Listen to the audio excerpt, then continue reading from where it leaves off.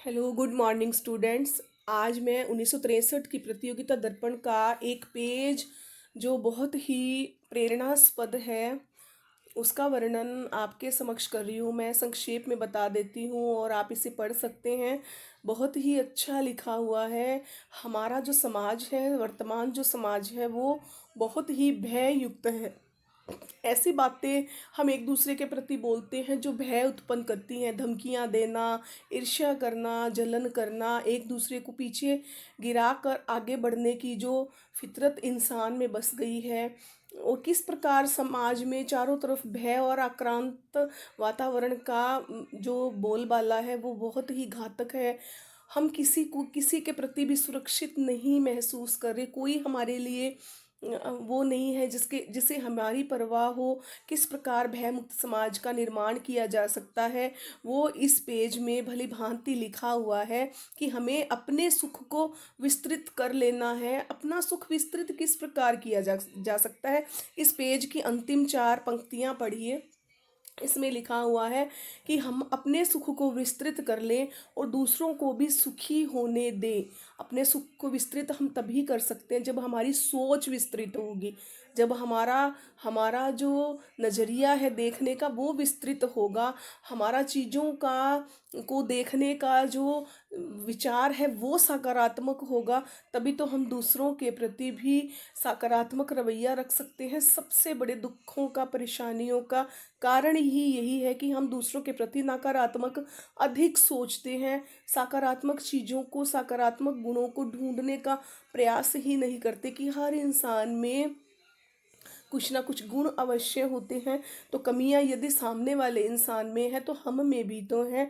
यदि सामने वाले इंसान की कमियां छोड़कर हम उसके गुणों को देखते हैं, कहते हैं ना, भंवरा बनकर फूलों के रस को जिस जिस जिस प्रकार वो सक कर लेता है, उसी प्रकार हमें हर इंसान के गुणों को ग्रहण करना है, ना कि उसकी कमियों को देखना है। क्योंकि जब हम दूसरों की कमियों को देखते हैं ना, तो वो कहीं ना कहीं हमारे अंदर ही घर कर जाती है। इसलिए हमेशा दूसरों की अच्छी बातों को ग्रहण करना चाहिए।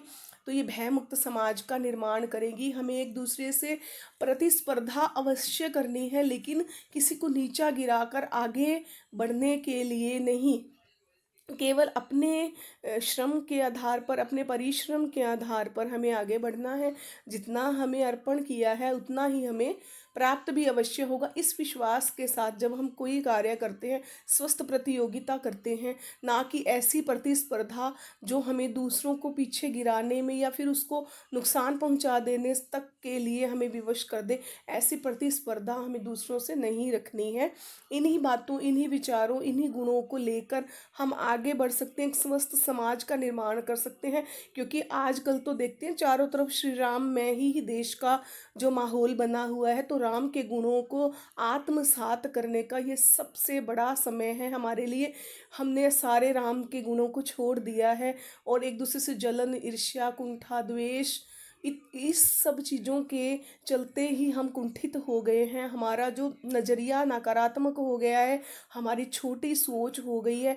हम एक दूसरे से जलन और ईर्ष्या करते हैं और उसको उसको असफल बनाकर ही हम अपनी सफलता को का झंडा गाड़ने के लिए हर समय तैयार खड़े रहते हैं। तो हमें किसी को गिरा कर नहीं, केवल अपने मेहनत के आधार पर हमें आगे बढ़ना है।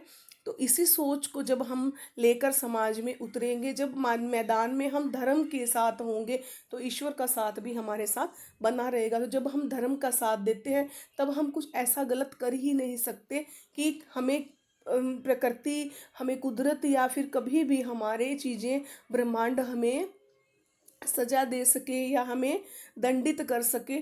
तो हम दूसरों को भी अच्छा सोचने दें, ऐसी अच्छी सोच को अपना लें, ऐसी अच्छी चीज़ों को लेकर आगे बढ़ना है हमें। तो हमें अंतिम चार पंक्तियों से पूरे ही पेज का हम निष्कर्ष निकाल लेते हैं कि हमें अपने सुख को आगे बढ़ाना है, अपने सुख को बड़ा करना है। और अपना बड़ा सुख तभी हो सकता है जब हम अंदर से शांत होंगे, अंदर से शक्तिशाली होंगे। उतना ही हमें कम गुस्सा आएगा। अगर क्रोध कम आएगा तो हम अच्छा सोच सकते हैं। जब अच्छा सोचेंगे तो अच्छा करना हमारे लिए आसान हो जाता है। तो इन जो पेज मैं इन वीडियो के माध्यम से डालती जा रही हूँ, अवश्य ही उसका अध्ययन कीजिए, ज़रूर पढ़िए, क्योंकि ये बेवजह नहीं है। जो मैंने इतने सालों से पुराना जो पेज है वो सँभाल के रखा था और आज मैंने उसका वर्णन आपके समक्ष किया है। इसमें अवश्य ही कुछ ऐसा है जो हमें प्रेरित करता है पढ़ने के लिए, अच्छा बनने के लिए, अच्छे समाज के निर्माण के लिए। तो इसको अवश्य इसका अध्ययन कीजिए, नहीं तो अंतिम 4 पंक्तियों का वर्णन अपने हृदय में उतार